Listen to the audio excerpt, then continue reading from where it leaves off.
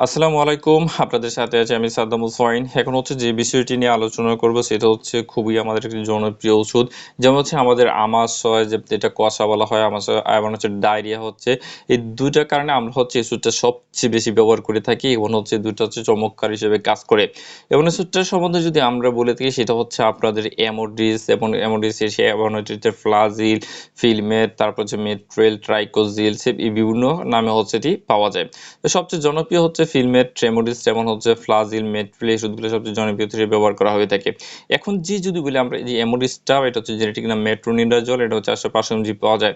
এই এমোডিসটা হচ্ছে একটা অ্যান্টিবায়োটিকের গ্রুপের অন্তর্ভুক্ত এবং অ্যান্টিমাইক্রোবিয়াল ড্রাগ। যদি এটা বিশেষ ক্ষেত্রে অ্যান্টিপ্রোটোজল হিসেবে ব্যবহার করা হয় তো অবশ্যই এটা একটা অ্যান্টিবায়োটিক গ্রুপের এবং এটা বিভিন্ন অ্যান্টিবায়োটিকের মতো হচ্ছে এটা বিভিন্ন জীবাণুর বিরুদ্ধে কাজ করার ক্ষমতা রয়েছে।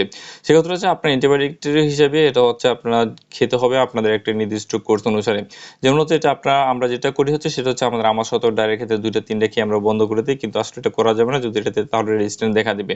তাহলে কি করতে হবে? আমাদের অবশ্যই ওষুধটাকে ৩ দিন, ৫ দিন থেকে ৭ দিন খেতে হবে। প্রয়োজন হচ্ছে একজন চিকিৎসকের সাথে পরামর্শ করতে হবে।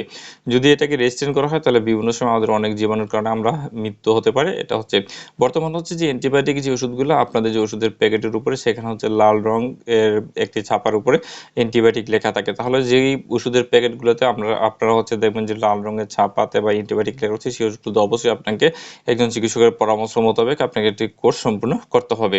এখন যদি যে এমোডিস বা মেট্রোনিডাজোল ফার্মাকোলজি চিন্তা করি এটা হচ্ছে মিডল জাতীয় একটি ব্যাকটেরিয়া বিরোধী ওষুধ। চিকিৎসা ক্ষেত্রে এটা হচ্ছে এটি প্রোটোজোয়া বিরোধী হিসেবে কাজ করে।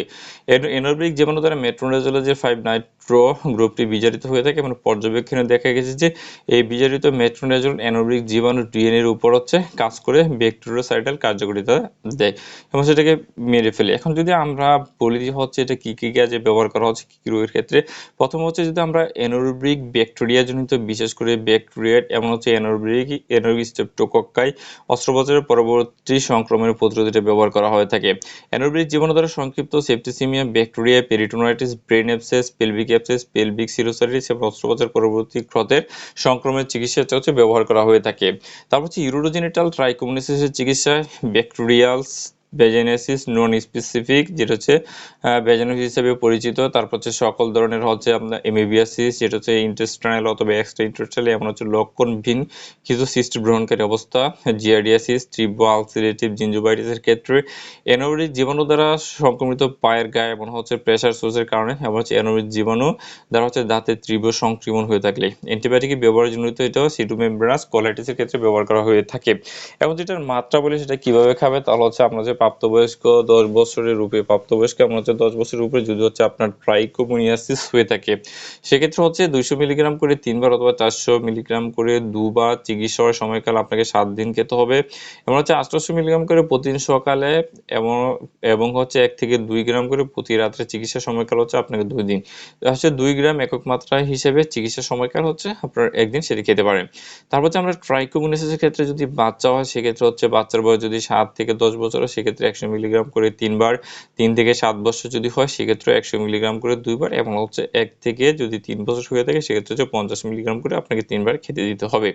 এজন্য আমরা বলি ইন্টেস্টাইনালস এমোবিয়াসিসের প্রাপ্তবয়স্ক এবং ১০ বছরের উপরে যে বাচ্চারা হয় সেক্ষেত্রে হচ্ছে এমোবিয়াসের ক্ষেত্রে হচ্ছে ৮০০ মিলিগ্রাম করে ৩ বার চিকিৎসার সময়কাল হচ্ছে আপনাকে হচ্ছে ৫ দিন খেতে হবে। এমন হচ্ছে ইন্টেস্টিনাল এমোবিয়াসিস যদি বাচ্চা হয়ে থাকে ৭ থেকে ১০ বছরের আপনাকে ৪০০ মিলিগ্রাম করে ৩ বার, ৩ থেকে ৭ বছরের বাচ্চারা হচ্ছে খাবে ২০০ মিলিগ্রাম করে ৪ বার এবং ১ থেকে ৩ বছরের বাচ্চারা খাবে ২০০ মিলিগ্রাম করে হচ্ছে ৩ বার। যদি আমরা হচ্ছে এক্সট্রা ইন্টেস্টাইনাল এমন হচ্ছে লক্ষণবিহীন এমোবিয়াসিসের প্রাপ্তবয়স্ক এবং ১০ বছর উপরে বাচ্চারা হচ্ছে সেক্ষেত্রে হচ্ছে ৪০০ থেকে ৮০০ মিলিগ্রাম করে ৩ বার চিকিৎসার মেয়াদকাল আপনার ৫ থেকে ১০ দিন হবে।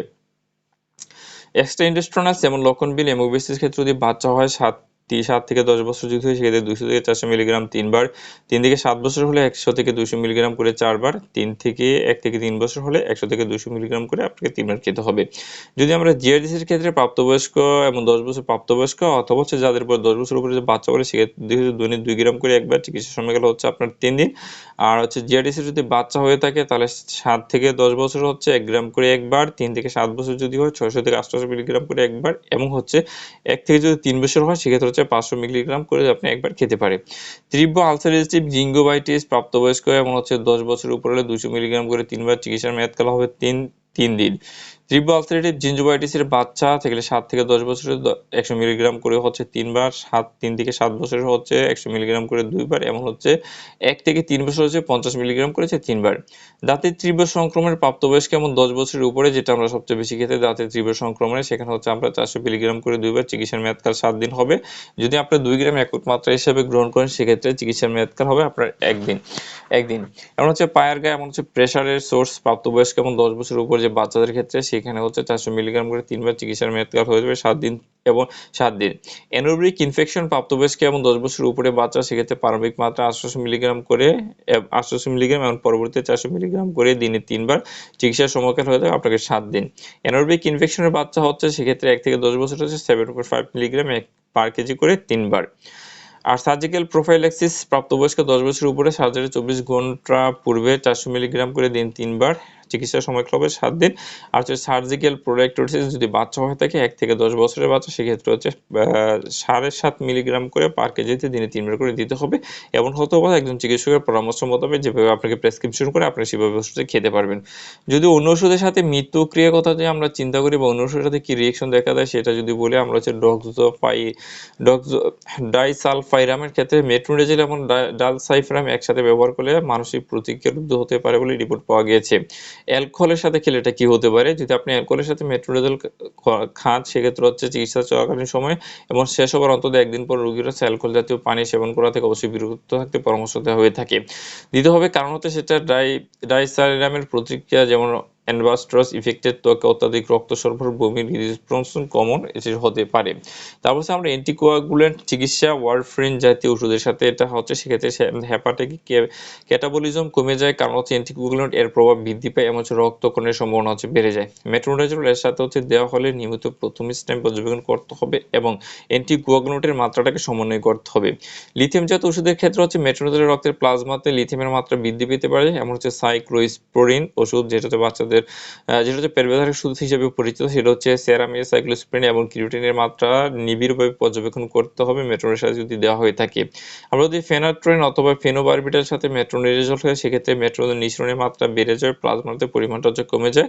আচ্ছা 5-ফ্লোরোইউরেসিয়াল শরীর থেকে নিঃসরণের মাত্রা কমে যাওয়ার 5-ফ্লোরোইউরেসিয়াল দ্বারা বিক্রিয়ার সম্ভাবনা হচ্ছে বৃদ্ধি পায়। আমরা হচ্ছে বিউসালফান মেট্রোনিডাজল প্লাজমাতে বিউসালফানের পরিমাণ বাড়িয়ে দেয়, যা বিউসালফান জনিত সৃষ্টি করে। আমরা হচ্ছে মেট্রোনিডাজল কারা খেতে পারবেন? মেট্রোনিডাজল এবং অন্যান্য নাইট্রোমিডাজল জাতীয় বেনিফিটের প্রতি অসংবেদনশীল হচ্ছে রোগীর ক্ষেত্রে মেট্রোনিডাজল ব্যবহার করা হচ্ছে প্রতিনিধি সভা, তাই কন্ট্রাইন্ডিকেট ব্যবহার করতে পারবে না। যদি আমরা সাইড ইফেক্টে আসি, হচ্ছে পার্শ্বপ্রতিক্রিয়ার সময় সাধারণত দাঁতব স্বাদ, বমি ভাব, বমি, ডায়রিয়া, দ্বন্দ্বচ্ছন্নতা, র্যাশ দেখা দিতে পারে। গর্ভাবস্থায় স্তন্যদানের খেলা হচ্ছে ইউএস এবং এফডিএ, সেখানে হচ্ছে প্রেগনেন্সি ক্যাটাগরি নির্ধারিত সময় ধরে মেট্রোনিডাজল চিকিৎসা মেট্রোনিডাজল প্রেগনেন্সি ক্যাটাগরি বি জাতীয় ওষুধ বলা হয়েছে, অর্থাৎ হচ্ছে যে গর্ভকালে সুনির্দিষ্ট এমন পর্যাপ্ত তথ্য সেখানে নেই, যেহেতু হচ্ছে প্রাণীর প্রজনন গবেষণা সর্বদা মানবদের কার্যকারিতা সম্বন্ধে পূর্বে ধারণা দেয় না, সেহেতু ওষুধটি গর্ভাবস্থায় সুনির্দিষ্টভাবে প্রয়োজনকালে ব্যবহার করা উচিত।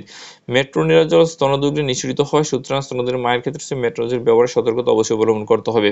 যদি আমরা সতর্কতার বলি যে সেই ওষুধের ক্ষেত্রে কি কি সতর্কতা হচ্ছে, যেমন হচ্ছে যদি কোনো কারণবশত নির্দিষ্ট সময়ের অধিক সময় ধরে মেট্রোনিডাজল দ্বারা চিকিৎসা করতে হয় সেক্ষেত্রে সেবনকারী রক্ত পরীক্ষা করে শ্বেত রক্ত কণিকার সংখ্যা নিয়মিত পরীক্ষা করে, এমন হচ্ছে রোগ বিরূপ প্রতিক্রিয়া, যেমন হচ্ছে প্রারম্ভিক কেন্দ্রীয় স্নায়ু রোগ, যেমন হচ্ছে পারেস্তোমিয়া, অ্যাক্টাসিয়া, ঝিমঝিম লাগা, খিঁচুনি পর্যবেক্ষণের জন্য আপনাকে অবশ্যই নজরদারি করতে হবে।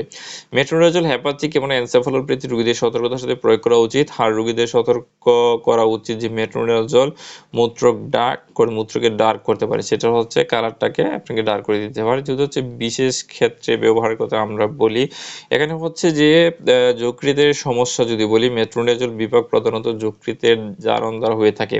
যকৃতের গুরুত্ব হচ্ছে সমস্যার ক্ষেত্রে মেট্রোনিডাজল অপসারণের বড় ধরনের অবঘটন ঘটতে পারে। যে সকল রোগীর হচ্ছে হেপাটিক এনসেফালোপ্যাথি আছে তাদের ক্ষেত্রে মেট্রোনিডাজল পুঁজিব্রুত হয়, যার ফলাফল স্বরূপে রক্তের মাত্রা বেড়ে যাওয়ার কারণে এনসেফালোপ্যাথির লক্ষণসমূহ দেখা দিতে পারে। এই কারণে হচ্ছে হেপাটিক এনসেফালোপ্যাথির রোগীর ক্ষেত্রে হচ্ছে মেট্রোনিডাজল সতর্কতার সাথে প্রয়োগ করতে হবে। দৈনিক মাত্রা 1/3 মাত্রা কমিয়ে সেদিকে একবার প্রয়োগ করতে হবে। মেট্রোনিডাজলের কারণ হচ্ছে প্রস্রাব গাঢ় বর্ণের হতে পারে, সে ব্যাপারে রোগীকে অবশ্যই সতর্ক করতে হবে। অবশ্যই মেট্রোনিডাজলে আপনার প্রস্রাব গাঢ় হতে পারে, সেক্ষেত্রে আপনার হচ্ছে ভয় বা টেনশন করার কিছুই নেই। কিডনি সমস্যার ক্ষেত্রে বলা হচ্ছে কিডনি ফেলিওরের ক্ষেত্রে মেট্রোনিডাজলের এনিমেশন হাফ লাইফ অপরিবর্তিত থাকে, তাই হচ্ছে মাত্রা পরিবর্তনের প্রয়োজন হয় না। তাই রোগী যদি মেট্রোনিডাজলের মেটাবোলাইট সমূহ শরীরে জমা থাকে তবে এর আর ক্লিনিকের তাৎপর্য নেই। হেমোডায়ালিসিস রোগীর ক্ষেত্রে হচ্ছে মেট্রোনিডাজল এবং মেটাবোলাইট সময় ডায়ালিসিসের 8 ঘন্টার মধ্যে শরীর থেকে বের করে হয়ে যায়।